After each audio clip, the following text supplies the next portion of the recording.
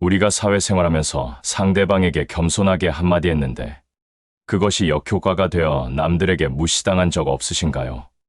상대방에게 친절하고 부드럽게 대해 주었는데도 그것 때문에 오히려 남들에게 내가 우습게 보이고 상처받은 경험이 없으신가요? 오늘은 남들의 우습게 보이지 않으려면 이런 언행은 절대 하면 안 된다는 주제로 여러분께 말씀드려 보겠습니다. 내가 상대방에게 잘해주면 상대방도 그 호의에 걸맞게 나를 대하면 좋은데 실제 생활에선 오히려 나를 만만하게 보고 함부로 대하는 경우가 의외로 많습니다. 그런 행동이 한 번에 끝나지 않고 반복된다는 것이 심각하지요. 무슨 거창한 문제로 발생하는 것이 아니라 아주 사소한 말과 행동 때문에 그런 일이 생기는 것입니다. 남에게 무시당하지 않고 나의 존재감을 확실하게 심어주는 표현에 대해 알아보겠습니다. 지금 바로 시작하겠습니다. 남에게 우습게 보이는 이유. 첫 번째는 지나치게 겸손한 것입니다. 옛말에도 있듯이 세상사 무슨 일이든 지나치면 모자란만 못합니다. 지나치게 겸손한 자세를 취하면 사람들이 우습게 보게 됩니다. 일전에 제가 50대 만학도로 대학원에 갔을 때 당시 30대 학생들이 줄이었습니다. 그 중에 저와 대학 학부 동창이자 후배인 대학원생이 있었는데 이 후배는 매사에 너무 공손한 모습이었습니다. 보는 제가 오히려 불편할 정도였습니다. 어느 세미나장에서 발표 잘했다고 누군가가 칭찬하면 그 대학원생은 손사래를 크게 치며 아닙니다. 아직도 많이 부족합니다. 라고 답하는 모습을 많이 보았습니다. 그냥 당당하게 그렇게 봐주셔서 정말 감사합니다. 앞으로 더욱 열심히 해보겠습니다. 라고 답하면 얼마나 보기 좋은가요? 자신의 가치는 스스로 만들어가는 겁니다. 그렇게 비굴할 정도의 겸손함이 반복되면 주위 사람들이 겸손을 좋게 봐주는 것이 아니라 저 사람은 맞게 해도 아무런 문제가 없을 것 같은 느낌을 줍니다. 그래서 칭찬을 받을 때 겸손은 중요하지만 과도하게 자신을 낮추면 곤란합니다. 오히려 상대방이 진정성을 의심하거나 가볍게 여길 수 있습니다. 진정한 겸손은 자신의 가치를 알고 그것을 당당히 받아들이는 것입니다. 앞에서 언급한 그 후배는 실제로는 학문적 성과가 대단한 사람이었습니다. 당시 논문의 양도 수준도 다른 대학원생들과 비교할 수 없을 정도로 실력이 뛰어났습니다. 늘 연구하는 모습이 정말 보기 좋았습니다. 그리고 세미나 발표할 때 보면 그 당시 동기 대학원생 중에 눈에 확 띌 정도로 돋보였습니다. 그런데 평소 행동이나 말투가 겸손이 지나쳐 비굴하게 여겨질 정도로 보였지요. 식사할 때도 아주 구석진 자리로 들어가 고개도 제대로 들지 못하고 사람들 눈치를 보는 모습까지 겹쳐지니 그건 좀 그렇더군요. 시간이 흐르면서 당시 실력이 뛰어나지만 지나치게 겸손했던 그 대학원생에 대해 동학들이나 후배들이 좀 만만하게 보더군요. 지나친 농담을 던지는 것도 많이 보았지요. 겸손은 분명 아름다운 행동이지만 그것도 지나치면 사람들이 우습게 보게 되어 있습니다. 그래서 한 번은 제가 살짝 불러 그렇게 하면 사람들이 너무 쉽게 보니까 어깨를 쫙 펴고 당당한 자세가 좋겠다고 조언했지요. 그 후배도 30대 초반 성인이라 제가 조언한다는 것이 조금은 그랬지만 대학 후배이고 실력이 출중한 사람이라 제가 주제넘게 조언했었습니다. 그 후배 대학원생도 제 말에 수긍하는 듯하였지만 그 후에도 지나친 겸손은 바뀌지 않더군요. 그렇게 되니까 세미나가 끝나고 저녁 식사를 함께 할 때도 주위 사람들이 격려보다는 약간 비웃는 지나친 농담을 던지기도 하더군요. 세상 사람들 그렇습니다. 겸손한 사람 그것이 좀 지나치게 겸손해도 함부로 대하면 안 되지요. 하지만 그렇게 상대방에게 우습게 보이는 것도 결국 본인의 책임이 큽니다. 지나친 겸손의 말투나 동작은 상대방으로 하여금 나를 우습게 보게 만드니 절대 하지 않아야 합니다. 남에게 우습게 보이는 이유. 두 번째는 자기 자랑이 너무 많은 것입니다. 제가 아는 어느 지인은 부동산 졸부입니다. 그리고 부동산으로 억대 부자가 되기 전에 세계 여행을 많이 다니고 중국 역사에 대한 지식이 남달랐습니다. 학창 시절부터 그 분야에 관심이 많아 책을 많이 읽었다고 자랑도 많이 했습니다. 워낙 역사나 문화에 대한 지식이 풍부해서 사람들의 시선을 확 끌었지요. 그리고 말솜씨가 워낙 좋아서 어딜 가든 주위의 사람들이 가득가득했습니다. 그 지인이 한 번 말을 꺼내면 좌중이 집중하여 듣기 때문에 그는 정말 신나게 스토리를 들려주었습니다. 문제는 그가 다른 사람의 말을 경청은 하지 않고 오직 자신의 말만 끝없이 한다는 것입니다. 그리고 자신의 말이 잠깐 소강 상태일 때 옆에 사람들이 대화를 하면 거기에 또 끼어들어 남의 대화를 끊고 자신의 생각을 다시 마구 늘어놓습니다. 또 말할 때 제스처가 매우 큰 편이라 팔을 쭉 펼치면서 옆에 사람 시선을 방해할 정도였습니다. 남의 대화를 끊고 자신의 식견을 자랑할 때는 말이 빨라서 그런지 몰라도 명확하지 않고 무슨 말하는지 다른 사람들이 이해가 잘 되지 않는 경우가 많습니다. 어느 순간부터 그 사람이 모임에서 자리에 앉으면 그 옆에 사람들이 가려고 하지 않았습니다. 괜히 그 옆에 앉았다간 끝없이 늘어지는 그의 말을 지겹게 들어야 하기 때문에 아예 그 옆에 앉으려 하지 않았던 것이지요. 그리고 은연중에 돈자랑 지식 자랑이 넘쳐서 주위 사람들이 피로감을 느끼게 되었습니다. 말이 많은 것도 문제인데 게다가 돈자랑 지식 자랑이 지나치니 더욱 꼴불견이었지요. 그리고 다른 사람의 대화에 끼어들어 분위기를 엉망으로 만들어 버리기 일쑤였습니다. 이렇게 되면 다른 사람들이 우습게 보게 됩니다. 요즘 사람들이 유튜브만 해도 하루 재미있게 보낼 수 있을 정도인데 굳이 오프라인 모임에 가서 귀한 시간 허비하며 누군가의 지나친 자랑이나 간섭을 접할 이유가 전혀 없지요. 혼밥 혼술해도 행복을 가득가득 느끼는 세상이니까 말이죠. 물론 여기서 혼밥 혼술을 찬양하자는 의도는 아닙니다. 아프리카 어느 부족의 추장 연설은 2분을 넘기지 않는다는 것을 어떤 책에서 읽은 적이 있습니다. 연설할 때 다리 하나를 연설대에 높이 올려놓고 하니 연설을 길게 할 수가 없겠지요. 애초부터 그런 의도로 연설대를 만들어 다리 하나를 그 위에 올려놓고 불편하게 연설하니 그 시간이 평균 2분이 넘지 않는다는군요. 이것처럼 우리가 남의 이야기를 집중해서 듣는 시간이 극히 짧습니다. 따라서 장황하게 자기 자랑을 많이 늘어놓으면 사람들이 우습게 볼 수밖에 없습니다. 그리고 말이 길어지면 핵심 내용을 놓칠 가능성이 높아서 명확한 의사표현이 어렵게 되어 듣는 사람들이 집중할 수도 없습니다. 그래서 사람들과 어울려 대화를 나눌 때는 일단 상대방이 먼저 말을 하게 하고 진지하게 경청해야 합니다. 그래야 남들이 우습게 보지 않는 법입니다. 대화 중에 중요한 것은 말을 많이 하는가 보다 그 안에 담긴 메시지의 가치입니다. 진정한 소통은 상대방의 말을 진지하게 경청하고 그 내용에 대한 자신의 의사를 명료하고 간결하게 전달하는 데 있습니다. 이제부터라도 어떤 모임에 가서든 말을 적당히 줄이면 상대는 당신의 의견을 더 진지하게 받아들이고 당신을 신뢰하게 될 것입니다. 남에게 우습게 보이는 이유. 세 번째는 말이 지나치게 빠르거나 큰 소리를 치는 것입니다. 어느 모임이나 자리에서도 말이 빠른 사람은 좋은 대우를 받기 어렵습니다. 누가 봐도 불안하게 보이고 그에 따라 신뢰감을 주기 어렵지요. 일전에 어느 TV에서 유명 심리학자가 그런 말씀 하시더군요. 사람이 다른 사람들 앞에서 말이 유난히 빠르면 신뢰감을 줄 수가 없습니다. 무엇보다 말하는 본인이 당당하고 자신있게 생각을 표현하지 못합니다. 다른 사람이야 더욱 그런 느낌이 들지요. 그래서 사람들 모인 자리에서 말하는 속도만 봐도 자신이 하는 일에 자신감이 있고 당당한가를 판단할 수 있는 겁니다. 그리고 그렇게 말을 빨리 하면 우선 사람들이 그 내용을 파악할 수가 없어요. 아무리 급해도 가급적 천천히 여유를 갖고 나지막하게 말하는 것이 중요합니다. 말을 빨리 하면 사람들에게 자신감이 부족한 인상을 주게 됩니다. 그래서 사람들이 불안감도 느끼게 되는 것이지요. 말하는 당사자가 말을 빨리 하면서 신뢰감을 주지 못하면 당연히 우스운 존재가 될 가능성이 큽니다. 평소 말하는 습관이 빠른 것도 문제지만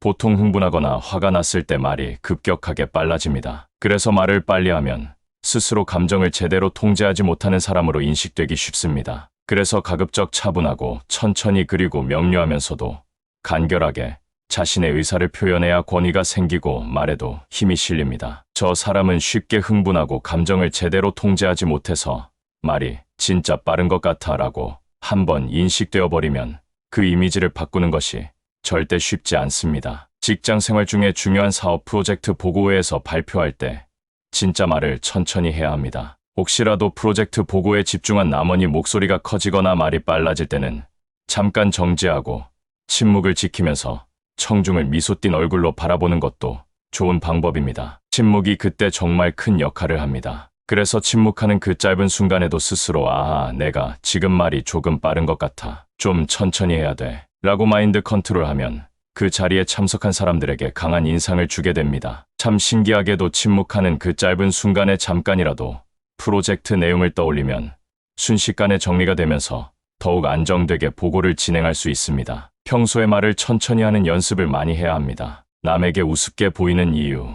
네 번째는 지나치게 남을 배려하는 것입니다. 어느 영화 부당거래에서 당대를 관통하는 명언이 있었지요. 사람이 호의가 계속되면 그것이 당연히 받는 권리인 줄 알아요. 이쪽에서 좋은 뜻으로 상대방을 배려하고 존중하는 자세를 보이면 상대는 오히려 나를 우습게 생각하는 경우가 있습니다. 물론 한두 번 어쩌다 상황을 제대로 인식하지 못해 그런 실수를 할 수는 있습니다. 그런데 그 사람의 의견에 공감을 해줄 때도 마찬가지입니다. 상대방을 위해 공감해주는 것은 결코 나쁜 마음가짐이 아닙니다. 그런데 이쪽에서 공감하면 상대방은 그 순간에는 고맙게 생각하는 듯 하다가 그것이 반복되면 어느 순간부터 나를 만만하게 보거나 우습게 보게 됩니다. 그리고 공감을 쉽게 잘해주는 사람은 줏대가 없는 사람으로 인식되기 마련입니다. 그래서 사람들과 대화를 나눌 때 지나치게 공감하는 말은 자제하는 것이 좋습니다. 특히 단체에서 모여 의견을 주고받을 때 이 사람이 말하면 그것에 공감하고 저 사람이 말하면 또 거기에 공감해주면 어떻게 될까요? 도대체 무슨 생각으로 저렇게 아무나 공감할까라고 의아한 표정을 짓게 됩니다. 당연히 신뢰를 잃게 됩니다. 화제에 대한 생각이 첨예하게 대립할 때라든가 그렇지 않더라도 의견이 서로 다를 때 쉽게 공감해버리면 그때 함께 있는 친구들 전체에게 우습게 보이는 것이지요. 진짜 순수한 마음으로 공감을 하는 사람이 있는가 하면 부정적인 평가를 받지 않기 위해 또는 무리해서 소외되지 않기 위해 지나치게 공감을 표시하는 사람도 있습니다. 가급적 주위 사람들과 원만하게 지내며 갈등을 피하려 하는 마음에서 공감을 표시하기도 합니다. 세상 사람들 모두에게 좋은 평가를 받겠다는 마음은 욕심입니다. 내가 아무리 잘해도 모든 사람이 날 좋아하고 나의 행동에 만족할 수는 없는 겁니다. 오히려 지나치게 공감을 많이 표시하면 역효과를 초래하게 됩니다. 지나치게 공감하면 진정성을 잃게 만들고 다른 사람들이 그 사람을 만만하게 보거나 의견을 가볍게 여기는 상황이 발생하기도 합니다. 그렇게 역효과를 가져옵니다. 지나친 공감은 결국 화자가 진정성을 잃게 만들고 다른 사람들이 그 사람을 만만하게 보거나 의견을 가볍게 여기는 상황을 초래할 수 있습니다. 이런 상황에선 지금 하신 말씀도 일리가 있지만 이렇게도 생각해 볼 수 있지 않을까요? 와 같이 상대방의 의견도 존중하고 자신의 입장을 표현하는 것이 좋습니다. 그래서 무조건 남의 의견에 공감하는 것보다 자신의 견해나 입장도 명확하게 언급하면서 공감하는 것이 훨씬 설득력이 있습니다. 맹목적으로 공감하는 자세를 보이면 상대방도 그 공감에 대해 진정성을 의심할 수도 있습니다. 그것보다는 자신의 견해를 함께 언급하며 공감하면 건설적인 대화를 통해 상대방에게 신뢰감을 주게 됩니다. 그리고 공감을 지나치게 많이 하는 사람은 상대방을 너무 의식해서 자신감을 잃는 경우가 많습니다. 스스로 타인과의 대화에 두려움도 갖고 있을 수 있습니다. 세상에 무엇이든 지나치면 곤란합니다. 너무 많이 너무 쉽게 공감하면 진정성이 없게 보여 신뢰감을 주지 못하게 되며 결국 상대를 배려하는 것처럼 보일 수 있지만 결국 자신을 잃게 만들 수도 있습니다. 진정한 소통은 서로의 생각을 솔직하게 나누는 데서 시작됩니다. 스스로의 목소리를 믿고 표현할 때 타인도 당신의 진정성과 가치를 존중하게 될 것입니다. 남에게 우습게 보이는 이유. 5번째는 특정 말을 지나치게 많이 쓰는 것입니다. 우리가 사회생활하면서 쓰는 언어 습관 잘 안 바뀝니다. 매일 다양한 어휘를 사용하는 듯하지만 실제는 그렇지 않다는 것입니다. 특히 습관적으로 쓰는 어휘나 문장이 있습니다. 혹시 이런 말을 많이 쓰지 않나요? 죄송해요. 부끄럽습니다만 진짜 감사합니다. 그럴거려. 제가 잘 모르지만 아마도 이런 말은 한두 번 정도는 괜찮은데 지나치게 많이 사용하면 사람이 진짜 가볍게 보입니다. 죄송해요. 부터 그렇습니다. 무슨 일만 생기면 죄송해요라고 하면 처음엔 상대방도 아하 자신의 잘못을 인정하는구나. 마음이 참 착하다라고 여겨서 좋게 봐줍니다. 그런데 죄송하다는 표현을 자주 사용하면 그것이 지나치게 보이면 주위 사람들의 기분이 묘하게 바뀝니다. 그 표현에서 진정성을 느끼지 못하게 되는 것이지요. 어떨 때는 진짜 죄송해서 그런 것이 아니라 자신의 실책이나 부족한 부분을 면피하려는 수단으로 보일 수도 있습니다. 인간관계라는 것이 하나 더하기 하나에서 둘이 되는 그런 원리가 작동하는 것이 아닙니다. 그냥 상대방의 언행을 보면서 철저하게 내 주관적으로 상대방을 평가하고 판단하는 겁니다. 그래서 죄송해요라는 말을 지나치게 많이 사용하면 주위 사람들이 정말 우습게 보게 됩니다. 아주 심한 경우엔 상황이 어떤 줄 확인이 되지 않았는데 일단 죄송해요라고 대화를 시작하기도 합니다. 그리고 누가 봐도 그렇게 잘못한 것이 아닌데 그냥 모든 것이 본인 잘못인 것처럼 말하기도 합니다. 단지 그냥 불러서 어떻게 된 상황인지 확인하려고 부르면 일단 죄송해요. 그건 제가 잘못한 것 같습니다. 라고 했을 때 뭔가 확인하려 한 사람으로선 황당하게 됩니다. 아니, 내가 뭘 말하려고 알고나 하는 건가? 라고 하면서 말입니다. 아니면 나 보고 입 다물어란 뜻인가 등등. 그래서 사과를 해도 무게감이 실리려면 죄송해요란 말은 진짜 꼭 필요할 때 해야 합니다. 그래야 진정성이 전달되고 상대방도 그 말을 깊이 받아들여 나를 존중하게 됩니다. 그리고 죄송해요에서 머무르지 말고 사과 후에는 바로 자신의 의견이나 행동으로 이어지는 표현이 중요합니다. 예를 들어 죄송합니다. 제가 이 부분을 확인하고 더욱 노력하여 철저히 개선하겠습니다 라고 말하는 것입니다. 이렇게 진짜 필요할 때 사과하고 그에 따른 문제 해결에 노력을 다하겠다는 사항을 구체적으로 제시하면 주위 사람들에게 진정성과 신뢰감을 충분히 줄 수 있습니다. 과도한 사과보다 신중하게 사용함으로써 사람들은 우리의 말에 더 무게를 두고 진지하게 받아들이게 될 것입니다. 진심이 담긴 말은 상대방에게 깊이 전해지고 그로 인해 여러분은 더욱 존중받게 됩니다. 그리고 제가 잘 모르지만 부끄럽습니다만 감사합니다. 그럴 거요. 아마도 등도 마찬가지입니다. 강의나 보고회 발표같이 연단에 섰을 때 강사가 흔히 제가 잘 모르지만 부끄럽습니다만을 예의상하는 경우가 있습니다. 청중은 그날 그런 쓸데없는 멘트를 듣기 위해 온 것이 아님을 꼭 알아야 합니다. 그리고 그렇게 본인은 예의상 겸손하게 말하지만 청중들에게 겸손한 이미지를 주는 것이 아니라 뭔가 부족한 사람이구나, 어딘가 발표 내용에 빈 구석이 있는가 보다라는 만만하게 보이는 이미지를 심어줄 수가 있습니다. 그래서 강의나 강연할 때 또는 보고회 같은 데서 연단에 섰을 때는 굳이 그런 겸손하게 저자세를 취하는 것은 무의미합니다. 오히려 자신의 발표에 대해서 자신감을 갖고 당당한 자세로 발표해야 남들이 집중해 줍니다. 이쪽에서 겸손한 의미로 한마디 하지만 그것이 겸손으로 다가가지 않는다는 것을 잊으면 안 됩니다. 그리고 그럴 거요. 아마도 이 표현은 대화 중에 가급적 쓰지 않아야 합니다. 상대방이 아주 진지하게 설명하고 있는데 그럴 거요. 아마도라고 답하면 한창 열심히 설명하는 사람은 힘이 쫙 빠져버립니다. 여기서 감사합니다란 말도 잠깐 언급할까요? 감사합니다란 말에 설령 그 말에 자신의 진심이 들어있다고 해도 너무 자주 쓰면 주위 사람들에게 형식적으로 보이게 됩니다. 감사나 사과도 자주 하면 역효과가 납니다. 그런 표현을 남발하면 절대 좋지 않습니다. 다시 그럴 거요. 아마도로 돌아가서 이야기를 계속하겠습니다. 아까도 말했지만 이 표현은 쓰지 않는 것이 훨씬 좋습니다. 열심히 설명하는 사람에게 이렇게 말하면 상대방이 힘이 빠질 뿐만 아니라 그 후로는 대화 자체를 하지 않으려 할 겁니다. 대화를 나눌 때 성의도 없고 상대방에 대한 존중과 관심도 전혀 없이 보이게 되니까요. 이런 말을 반복해서 사용하면 주위 사람들에게 아주 우습게 보이게 됩니다. 사람들이 그럴 거려나 아마라는 말을 자주 사용하는 이유는 자신이 확신도 없는 데다가 책임을 회피하거나 불확실함을 감추기 위해 사용되는 경우가 많습니다. 어정쩡하게 얼버무려 그 사안에 대해 더 이상 책임을 안 지려고 하는 겁니다. 이런 표현을 반복하면 상대방은 내가 자신감이 부족하고 결단력이 약하다고 생각할 수 있습니다. 신뢰는 단호함과 명확함에서 비롯됩니다. 아마라는 말이 자주 들어가면 상대방은 화자가 자신의 의견에 확신을 갖고 있지 않다고 느낍니다. 우리가 살아가면서 인간관계를 맺게 됩니다. 주위 사람들에게 우습게 보이지 않으려면